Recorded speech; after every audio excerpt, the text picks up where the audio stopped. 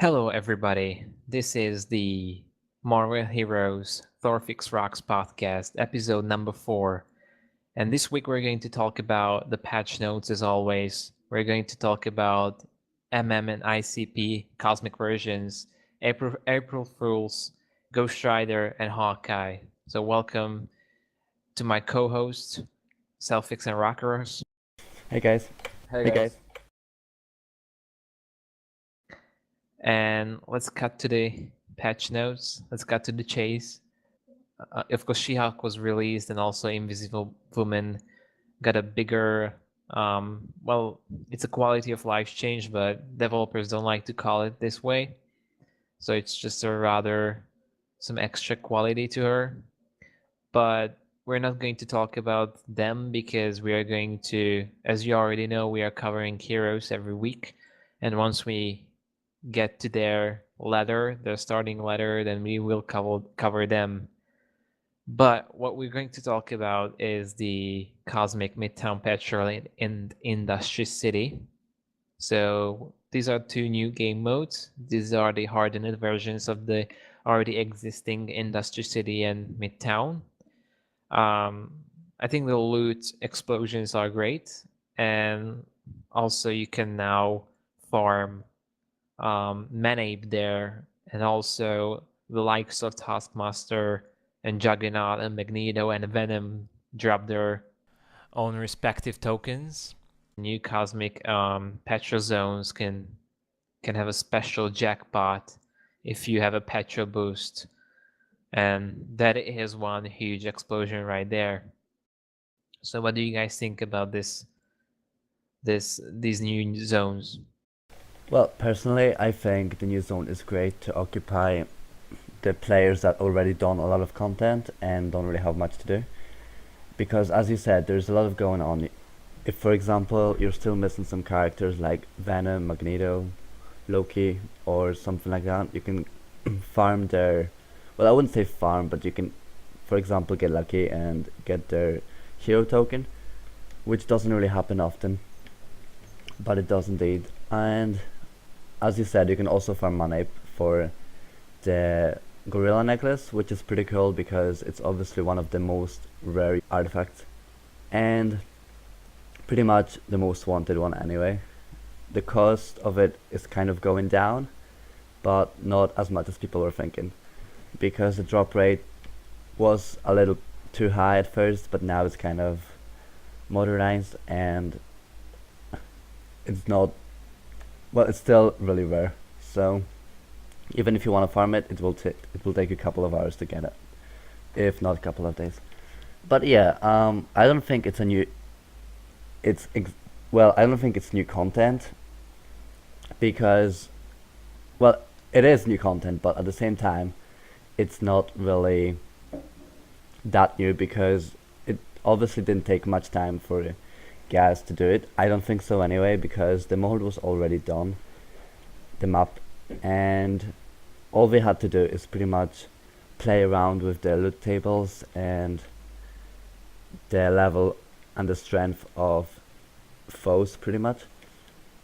But I think the mode isn't as hard as it should be, because some heroes can simply destroy everything really quickly, and then there are some heroes which simply can't, even if you have max omegas and 69 grade and stuff like that items. But there are still obviously some heroes underperforming, which I kind of understand why the Cosmic Midtown isn't that hard compared to what it could be anyway. Because as I said, some heroes simply use one ultimate and the whole wave of bosses is down. But I don't know, personally I really enjoy it. I think it's a great addition and many people can still have fun with it. So yeah. In my opinion, the drop rates about MM, specifically MM, because I haven't done any ICP yet, I think the drop rates are pretty decent, just because, as Selfie said, the content is not really that hard. So probably they will raise the difficulty someday. Who knows? Probably they won't. I don't know. But yeah, About if it's a new content, I cannot say that. In my opinion, for me, it's not new content.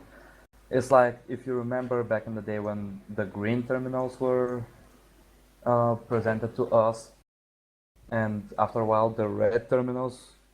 So the thing with them was that first the green terminals were the top of the list for the hardest content. Then the red terminals came, and that was the hardest content. But not exactly increasing the the drop rates for the items with much. And after a while, when the cosmic terminals came in, it was still the same thing, just increasing the drop rates a bit.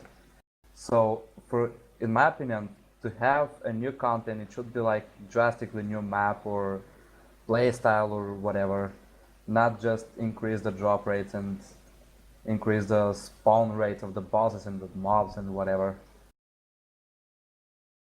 Yeah, I'm just happy about Cosmic Midtown and ICP because they drop more strong cores, so at least people don't ask heartbreaking prices for those cores anymore. And the Midtown drops a special Cosmic Fortune card, which is the same as the original Midtown Fortune card, but it will have higher chances for you to actually open something from the higher tiers, the legendary and the epic one, which I thought is pretty much impossible on the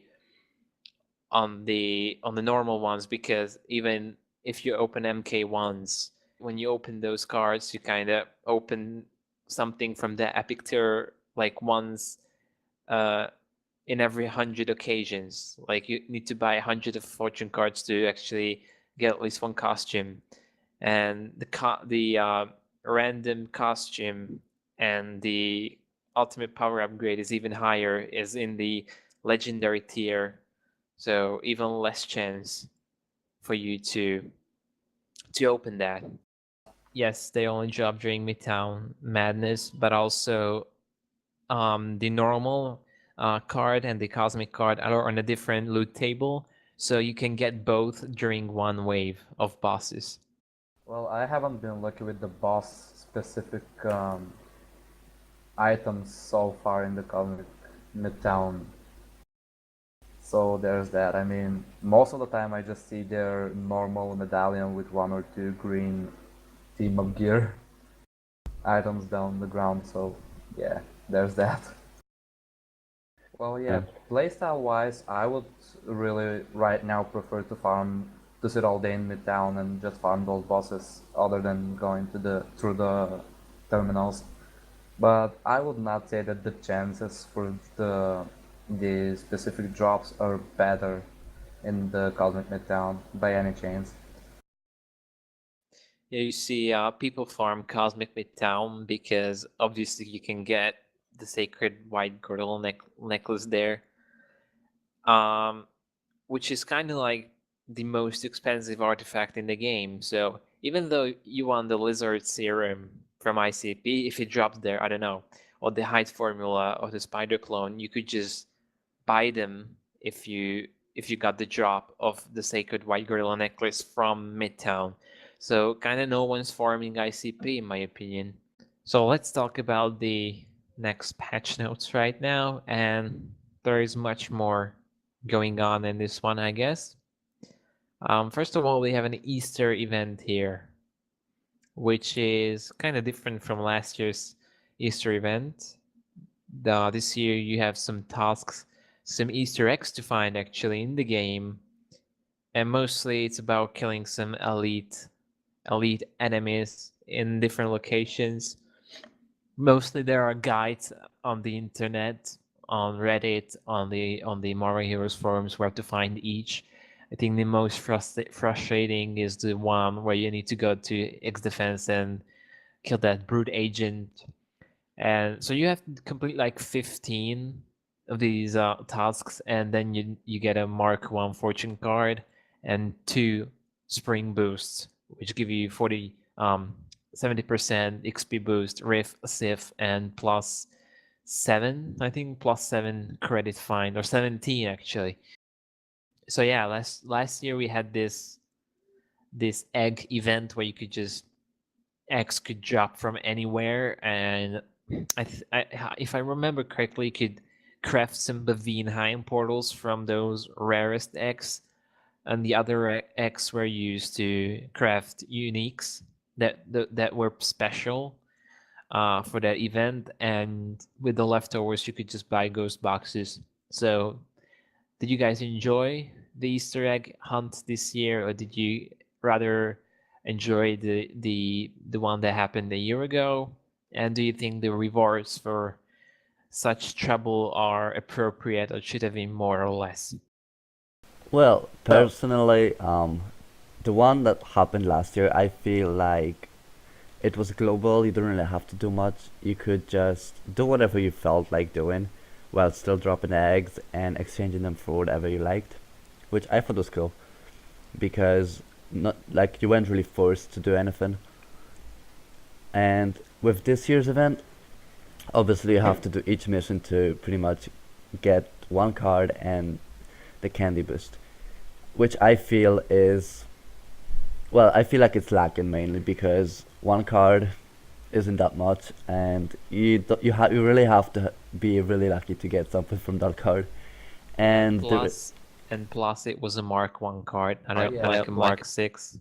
yeah, exactly. You can buy them for 10 cube shards. If they made it like a random card or something, or one of each or something like that, then it would be much more worthwhile doing. But at the moment, I really don't see myself doing it. I've seen the missions and I was like, no, thank you. Mainly because I've seen the reward, and maybe, well, do the rewards change once you do it once, or is it the same every single time? I think you can only do it once anyway, so yeah, you can only do it once. Yeah, you can. Yeah, but the thing that really, well, I see people were frustrated about is finding the power plant or something because it didn't show up in each difficulty and people were trying to find it, and it looks like there's a lot going on with this while the reward isn't worth it in my opinion. Well, like 2 or 3 days ago, I actually did it just because I was dying of boredom in this game Same. for now. But I didn't do it for the reward, you know. I just did it for the mere reason that I wanted something different, something new, other than just farming bosses and stuff like that. I just wanted something different. So I just headed to the forums, found a guide where the locations are, and actually did it in less than 30 minutes with the X defense one. Oh I don't know wow. if I got lucky with the power plant and with the brood wave, but yeah, I did it for 30 minutes, and for 30 minutes just to get 2 spring boosts, and by the way, it's 17 credit drops, I just checked. 2 spring boosts and 1 MK1, it's not that bad. I mean, yes, it could be more for the people who don't have the luck that I got probably with the brood wave and the power plant, but still, I don't think it's that bad. I mean, Yeah, maybe if you did it for like 30 minutes. I mean, that yeah, sounds but pretty sweet. that's with the guide. I mean, what about the people who actually wrote the guides and who were searching for those stuff for like hours? Yeah, that's true. I mean, I just went the easy way. Yeah, I got lucky with the bird wave as well. It happened on my second wave when I entered X defense, and the power plant was frustrating as well because I've been there before, but I would have just called it a bar of some sort. Doesn't look like any power plant to me. Yeah, I agree. Well, I actually spent more time finding the training camp, the shootout gallery in the training camp, more than I needed to find the Broodwave in X defense, which is kind of silly since it's a so easy place to find. Okay, so the next content that we got in this patch is the Axis raid, which was on test center for weeks now, and finally it's released. It's still public testing. As we said, last week's podcast, we thought that +1 encounter will be added because some people determined or found the unique, and they thought that another wave is going to be added with one of the S-men. Yeah, I mean, that's exactly what we thought, because there were some hints that maybe there would be something added, like an encounter or something in the raid. But from what from what we've seen, that wasn't the case. We were just kind of playing around with it, probably with the loot, I guess. But yeah, I mean, remember the time when we actually got a team and did it on test server? It wasn't that hard, but mainly because obviously we used the test server medallions, which helped a lot. And but obviously we kind of stormed through the raid. I mean, there wasn't any difficulties or anything like that. But ever since it came out in the live servers, wow. I mean, there was a lot of hype for it. Everybody wanted to do it. Everybody was looking for groups and stuff like that. And well, the first thing you would realize whenever you go into it, it has 3 encounters. First of it would be you have 2 sentinels, one of each side, pretty much like twins, but much more complicated. It's like that's what you get for the first time you see it, but when you actually attack them, you will see they have much more complex mechanics. Then after you complete that, by the way, good luck with that. Then you have a fight which is more or less based on mechanics rather than anything else. You don't actually have a boss there.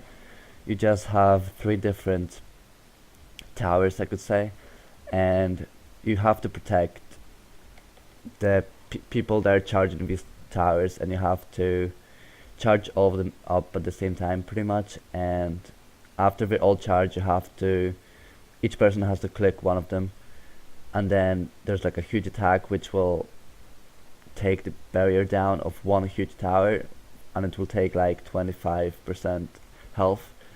It sounds easy, and pretty much is, as long as you have something to speak on, so like TeamSpeak or something like that, because it's not really gonna be one of those boss fights where you can just storm through. You'll just have to think about what you're doing and when you're clicking the towers. And after you'd completed that, you're going to find yourself fighting the Red Onslaught, which pretty much is the big red skull, and he does have a lot of attacks, there's a lot of mechanics, and he looks pretty darn cool. I mean, I didn't think the fight was hard. The first encounter was probably the hardest. The first time I've done it on live server, we've done it first try and we've completed it, but it was really intense. I mean, there were some mechanics which could wipe your entire team in one attack if someone made a bad move or something like that. So this raid is definitely different to Muspelheim, mainly because it's much harder. You have to focus not only on DPS but also survivability, and much more team play is needed, definitely. But so yeah, guys, have you tested the Red Onslaught raid, or if you did, what were your first opinions on it? Well, I just did the first boss and I haven't killed it yet, so I cannot say much about it, but it's definitely something new, something different, and something that will probably in some way break the TTK rule. I don't know why I'm bringing this, but it's just probably that I'm frustrated that this is actually a thing, but I guess we need some way to distinguish heroes weaker from stronger. But yeah, it's way more about survivability than damage in the access rate, in my opinion. Well, actually, I think you're kind of wrong, mainly because it's about both. You have to have a lot of damage. Actually, someone apparently did the math, and you have to have somewhere around 40 seconds TTK in order to actually win for the first encounter. But also it's also about survivability, because you need like 28k health or a lot of regeneration, because there's a lot of attacks and a lot of mechanics which will simply one-shot you, even though it's a green raid. So we have to look at that, and many people were having issues with the raid because they were saying, oh, the raid is overtuned and stuff. If you look at forums in the raid sub forum, you will see that many people were frustrated about it. But as of late, Doomso pretty much said that the raid is going to be in the same state as it's gonna go live the way it is now. We're not really gonna change anything because some people already done the raid, and even though I'm one of those people that did the raid, I mean, I failed the first fight like 70 times, so I've done it for like the period of 3 days. And so yeah, it takes a lot of time, a lot of teamwork, and a lot of luck, I would say, because it's not one of those easy fights you would expect. So I guess that's gonna bench a lot of heroes that are underperforming for now. Yeah, but remember the same thing happened with Muspelheim when it first was introduced. I mean, there was many heroes which were like, ah, no, you're not getting in, remember? Oh And yeah. and yeah, that's pretty much what's gonna happen. The same thing. We're just gonna narrow it down to like 15 heroes or something with the 40-second TTK mark. And so pretty much, Venoms are gonna be probably the most welcome heroes because they have a lot of regeneration, a lot of damage, and they're just great overall. But Well, but I do I know so. yeah, I know. But the thing I feel like I don't think this should be happening. I feel everybody should be, welcome to these raids and stuff like that. But obviously, Well, it's not really gonna happen. So we kind of have to deal with what we have. yeah, but you probably remember what happened to Muspelheim actually. When the green rate was introduced, it was the same way, right? The same way it is now. I mean, with the difficulty of the green rate and how hard it is. But after the red rate was introduced, the green rate was really tuned down a notch, and it actually became viable for everyone. So, do you think this is gonna happen with Access too? Yeah, definitely. Mainly because at first, well, it's gonna take a while for the red rate to be introduced anyway. It's gonna take a couple of months. They already said that, and Well, actually, the Doomsday I think stated that it's gonna be like 3 weeks after the live release of the green version. no, no, no. They said it's gonna take a couple of months, mainly because, well, I kind of understand the why it's gonna take so long. Probably they're gonna want to tune the green rate down every single time. So what they will want to see is how many people can actually clear it for the first week, and then I guess they're gonna make adjustments and stuff like that along the way. But also, I know many people have actually completed the access rate in the beta thing, but when you look back to Muspelheim, to the green version, I mean, the raid was also really hard, but it wasn't as hard. So the twins weren't that hard. I mean, mainly because there wasn't a lot of mechanics going on and people could just get used to it. Slag was a nightmare. I remember not many people got through Slag, so that was kind of irritating. But if you did, you obviously got through Monolith because it's not really a hard fight.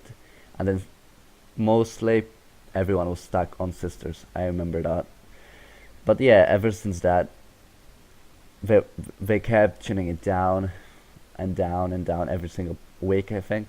So, as you said, it got to the point where every single person could do the green raid. With even I still feel like with red Muspelheim, you still can do it with every single hero. So yeah, but the green access rate is definitely a big step up. Yeah, I mean, I tried the raid as well, and I couldn't get past the Sentinels. I think they are way overtuned for green because, as I was sarcastically responding in one of those feedback threats, that it's supposed to be green Muspelheim, green axis, red Muspelheim, red axis, and I mentioned like 10 other raids between them to see that how hard the axis is. And I think currently the Sentinel wave would be good for red, even though maybe minus 5% for the Sentinel HP would be good, but for green, absolutely needs to be like 25% off, because someone, as you said, someone did the math, and the Sentinels have 4 billion HP. So if they reduce their HP by 25%, that would be 3 billion. And as Doomsaw said, this encounter shouldn't be about DPS, but rather survivability. But for God's sake, if that's true, then turn down their HP so we can actually defeat them. Because as you said, we need 40 seconds TTK as a group. So everyone in the group should have at least 40% TTK to take him down without him going to enrage. And I don't know if actually, probably these developers don't see it, but those people who actually want to start these access rates, they ask for very, very high requirements, like maximum omegas, all slot 59, 69.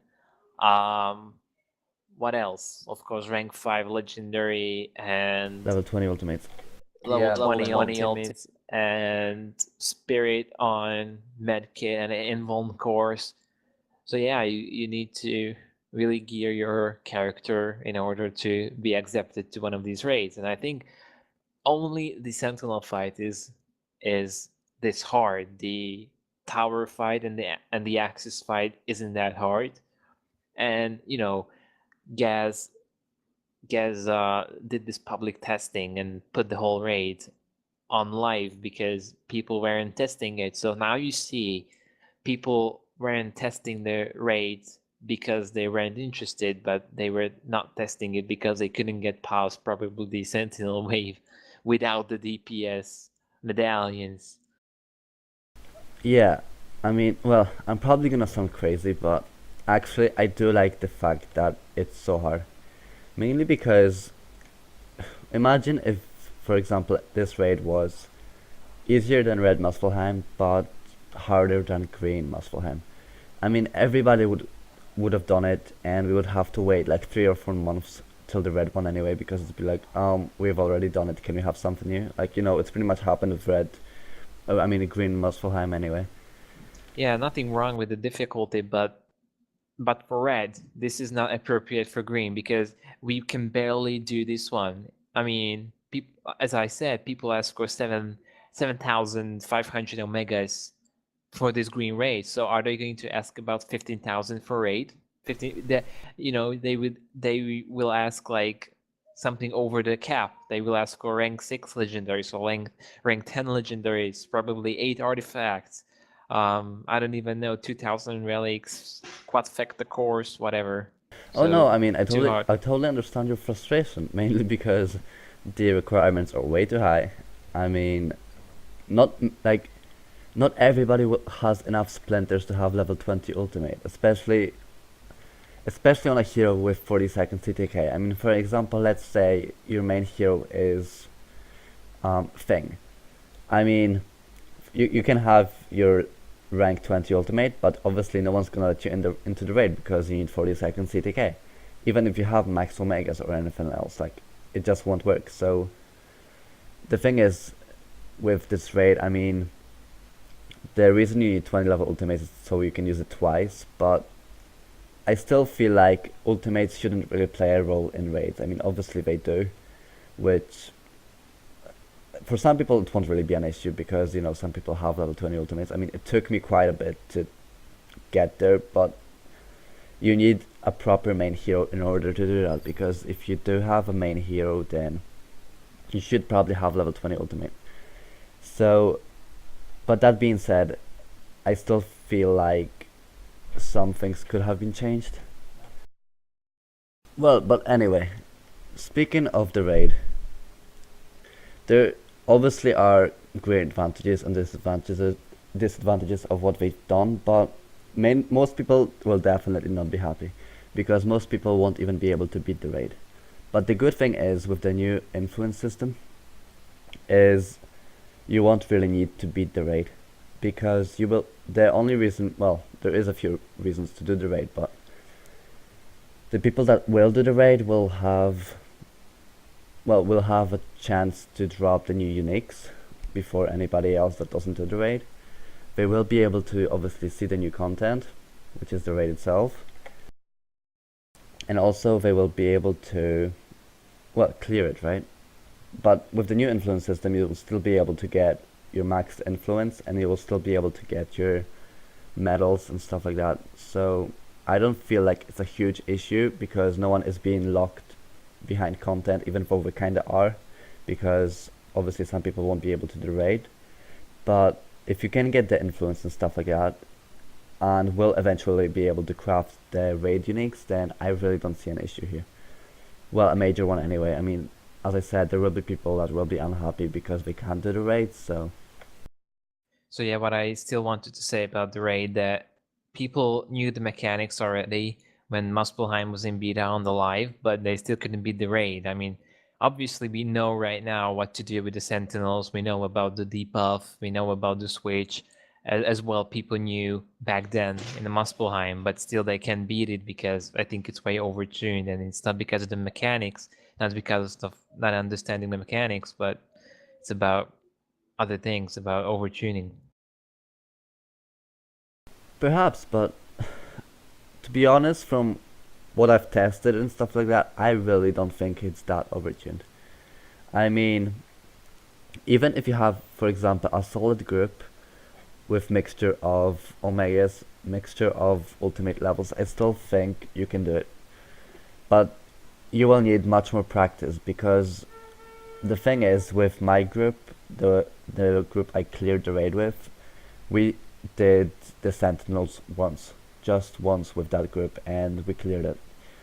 Then, so that's why I don't feel like it's that big of an issue. If everybody gets the hang of doing everything, if everybody really knows the mechanics, if no one really dies, then I feel like it can be done. Because mostly it's now about deaths rather than dealing damage. I mean, yes, it is about dealing as much damage as possible, but if you stay alive, then obviously you're gonna do that, so yeah. Yeah, the influence system is, I think it's great, but I think the 200 limit per week is just a very low amount. I mean, if you do the weekly, you get 100. You do the raid, you get another 100, and you shouldn't do the dailies every day because you will already be past your limit. So I think that should be raised. But anyway, it's bugged now, and we'll see how it turns out because there will be another patch fixing these things this Friday. And if you guys don't know what the influence is, it's kind of like earning reputation in Genosha, and when your reputation is high enough, then you will unlock new rewards that you can buy, like grade 66 upgrade for your insignia and medallion, then grade 69 for these, and then a very special, we don't know yet what, maybe it's just an upgraded version of the already existing legendary, or just a new legendary, but we do know that it will be 2000 Odin marks. So are you talking about the item grade 80 legendary item? Yep. Yeah, that makes sense. And then obviously we'll be able to craft the uniques from the Access raid. Yes, and I think all of us did the weekly or at least one of the dailies. So how do you guys feel about these new missions? Are you entertained when you're doing it? Is it fun? Well, I don't feel like it's fun, but mainly because I'm not a huge fan of daily missions. Because I hate being forced into doing something, which is why I really love the influence system. Obviously, the cap is just 200, so you do the weekly, you do the raid, and you're pretty much sweet for the week. I couldn't do the weekly because I was bugged, but I done the dailies, and I mean, it's pretty much doing a one shot, or yeah, if you get a one shot one, or ICP Midtown or whatever. I really prefer doing the one shot ones to Midtown and ICP, because I feel like the ICP ones, well, the ICP one especially takes way too long. Yeah, and we still have one thing in this patch note, which is the new Stark Deck Power Cube system. So in every cosmic content, you have the chance of a Power Cube to drop. and then you can just drag and drop onto any of your artifacts. Artifacts above grade 60 have already a slot, but if you're using an artifact that's not grade 50 yet, then you can just add that slot from the crafter, which is just it just costs 8 credits. And basically this is when you get a cube drop, it can be +1 rank to any power in the game, but you have a, well, I would say, decent chance that the +1 to a power will be for a hero that you are currently playing. But otherwise, there are 45 heroes, something around that number. Each hero has 20 skills, so around 900 of these cubes exist. And I think that, these gems and power cubes are tradable. So I think this will actually like revive the trading market. Now I think a lot of people will try to sell and buy the cubes that they want. So not only cores and artifacts anymore, but these things will be added to the list of trading channels and trading in general. Yeah, I mean, I really love the new system. I mean, it's totally great because, before you could just unbind your artifacts and give them to your old heroes or new heroes even.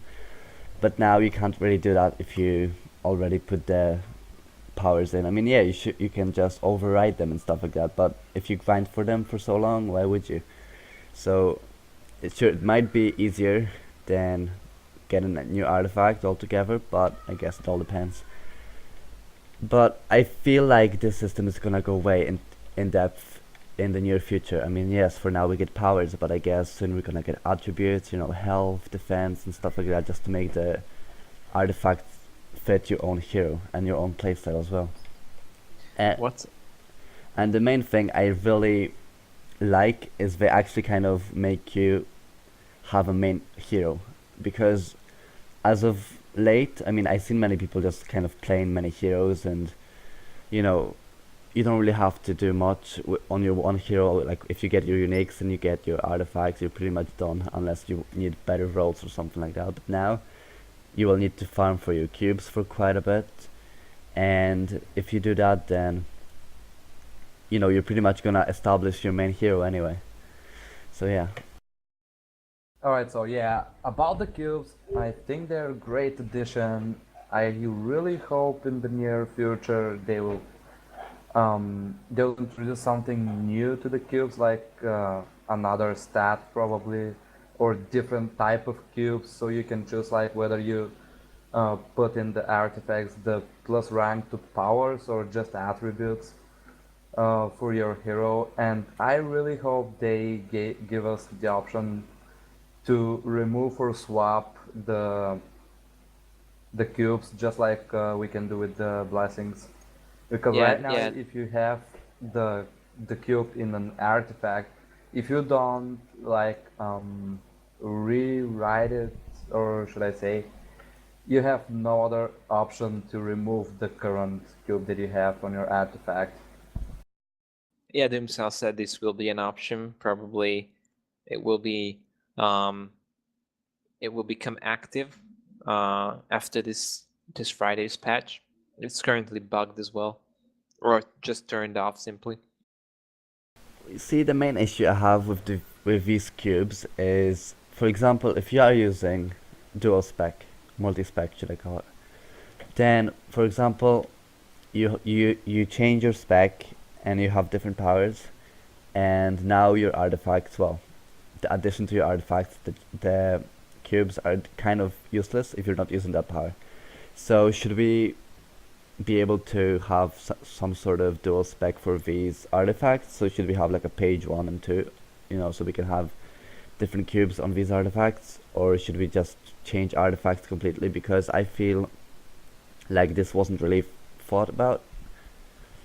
And on top of that, Doomso also said that it's not the end of the whole start deck upgrade thing, because they are gonna do much more about it in the near future. So as I said, but they did say that they are not going to add more powers, so it's going to be either attributes, health and stuff like that.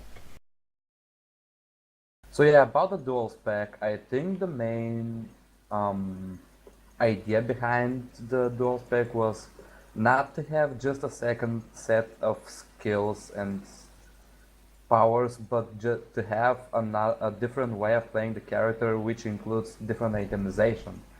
So I don't think if you have like a hybrid cable and a full energy cable, you'll use the same artifacts or items. So this should not be an issue in my opinion. Well, but if that was the case, then why don't we have dual spec for uniques, well, items altogether, and omegas? Because if you do that, you probably need to change your omegas as well. Because we only have dual spec for powers at the moment, so which is why I feel like the only thing you can really do is change your powers to like a different one. If you enjoy one, for example, for Cosmic Terminals and the other one for Cosmic Midtown or something like that, rather than changing your actual gameplay. Because if that happens, then as you said, you need to change your uniques, you need to change your artifacts, and I feel like that's a problem if you don't have dual spec for your gear. Well, that is true. Yeah, unfortunately, it happened to the same game I played years ago. You could just change your spec, but still you had to manually have your other gear in your inventory and change that manually. Which That I feel happened- should be the case. I think that happened with World of Warcraft, if I'm not mistaken, too. And it happened with DC Universe Online as well.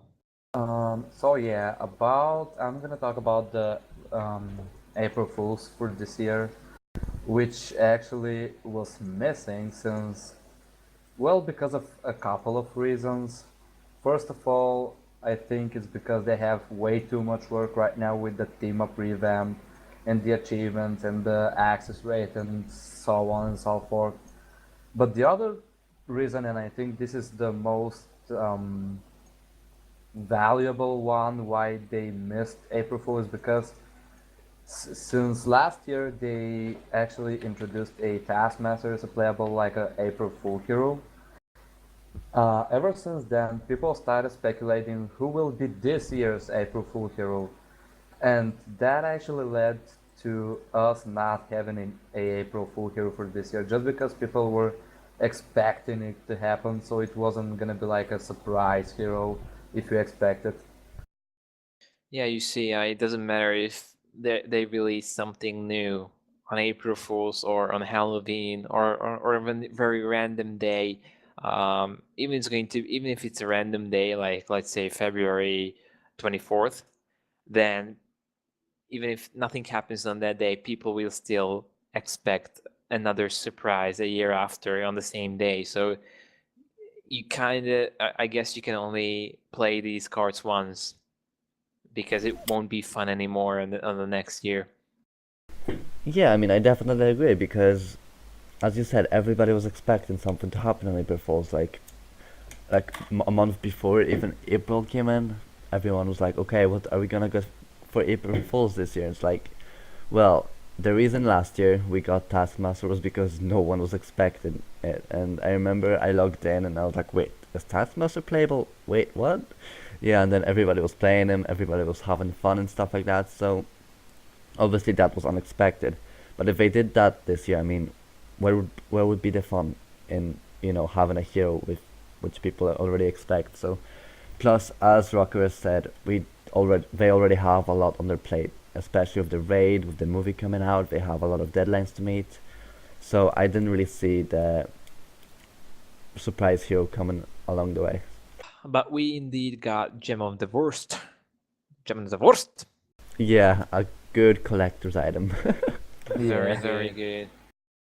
But it is indeed a collector's item, nothing more.